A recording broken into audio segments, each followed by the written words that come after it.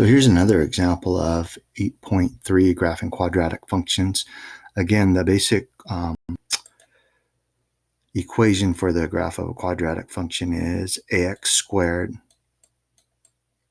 plus bx plus c. So if I look at the second example, y is equal to negative 4x squared plus 16x. In order to figure out the values of a, b, and c, a is the coefficient of x squared, or whatever number's in front of x squared. So in this case, it's negative 4. B is the coefficient of x, in this case 16. And then c is the constant, or whatever number's at the end. In this case, there's no number at the end. I could write in plus 0 here, so c is 0. And then in order to first figure out the axis of symmetry, the graph is definitely going to be a parabola, since the equation is a quadratic function. A is negative 4, which tells you since a is negative, the basic shape of the graph will look like this. It'll open upside down since a is a negative number. And then the axis of symmetry will go right through the middle of the graph.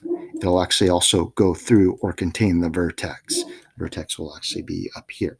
But in order to figure out the axis of symmetry, going back to the equation, this is basically your formula for the axis of symmetry. The opposite of b over 2a. That's why it's helpful to list out what a, b, and c are. Since b is 16, then the opposite of 16 is negative 16. And then in the denominator, 2 times a, so 2 times negative 4. And then you do the math from there.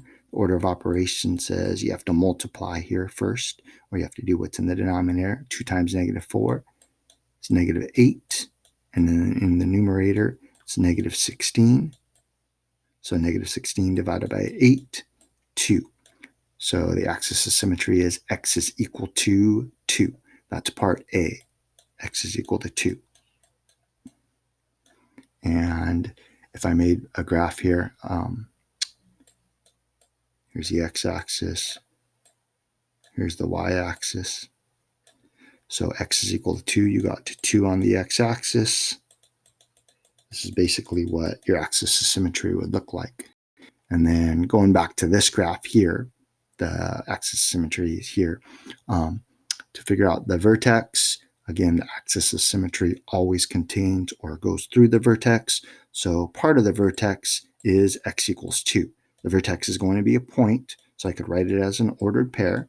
And in order to figure out the vertex, the x-coordinate of the vertex is 2. I could plug that back into this equation for x.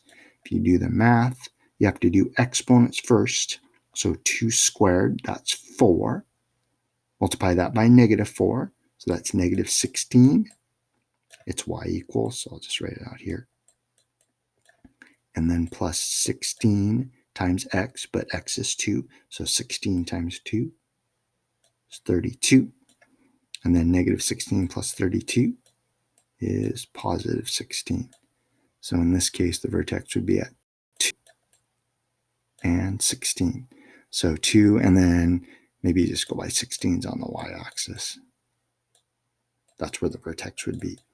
And I know it doesn't say graph it, but the graph should open upside down like that. It's supposed to be more of a U shape, and it looks kind of like a V shape here. But since a is a negative number, the graph would open upside down like that. But the two key parts here, the axis of symmetry, x is equal to 2, and then the vertex would be at 2, 16.